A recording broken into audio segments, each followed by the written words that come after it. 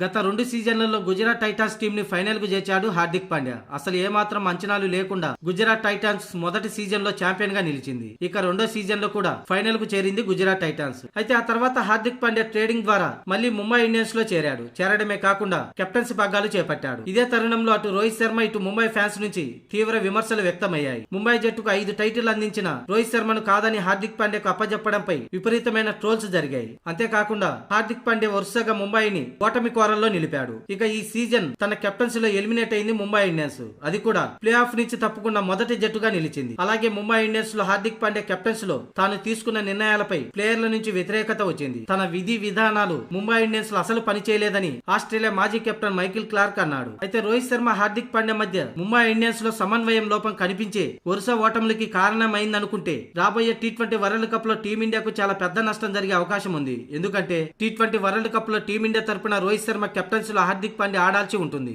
IPL ముగిసిన వారం రోజులకే కెప్టెన్ వైస్ కెప్టెన్ అవుతాడు. మాజీ కెప్టెన్ రోల్ లోకి వస్తాడు. అప్పుడు కూడా రోహిత్ శర్మ హార్దిక్ పాండ్యా మధ్య గొడవలు జరిగితే పరిస్థితి చాలా తీవ్రంగా ఉంటుందని మైకిల్ క్లార్క్ అన్నాడు. రోహిత్ శర్మ లీడర్షిప్ గురించి నాకు బాగా తెలుసు. అతను హార్దిక్ పాండ్యాపై పగ ప్రతీకారాలు లాంటివి పెంచుకోడు. హార్దిక్ భుజాలపై చేయి వేసి స్నేహంగా దగ్గరికి తీసుకుంటాడు. అదే రోహిత్ శర్మ క్యారెక్టర్. అందులోనూ అతను టీమిండియా కెప్టెన్. ఎలాగైనా సరే టీ20 వరల్డ్ కప్ గెలవాలని కసిగా ఉన్నాడు. ఒకవేళ రోహిత్ శర్మ హార్దిక్ పాండ్యా మధ్య గొడవలే ఉంటే హార్దిక్ పాండ్యాకి టీ20 వరల్డ్ కప్ టీమ్ లో చోటు దక్కేదే కాదు. హార్దిక్ పాండ్యా ఫామ్ లో లేడని సెలెక్టర్లకు చెప్పి రోహిత్ శర్మ తప్పించొచ్చు. కానీ భారత కెప్టెన్ రోహిత్ శర్మ పని చేయలేదు. ఒకవేళ హార్దిక్ పాండ్యా ఈగోకి వెళ్లిపోయి వరల్డ్ కప్ లో ఏదైనా ఎఫెక్ట్ చేస్తే ముంబై ఇండియన్స్ కు పట్టిన గతే టీమిండియాకు వరల్డ్ కప్ లో పడుతుంది అంటూ కామెంట్ చేశాడు ఆస్ట్రేలియా మాజీ కెప్టెన్ మైకేల్ క్లార్క్.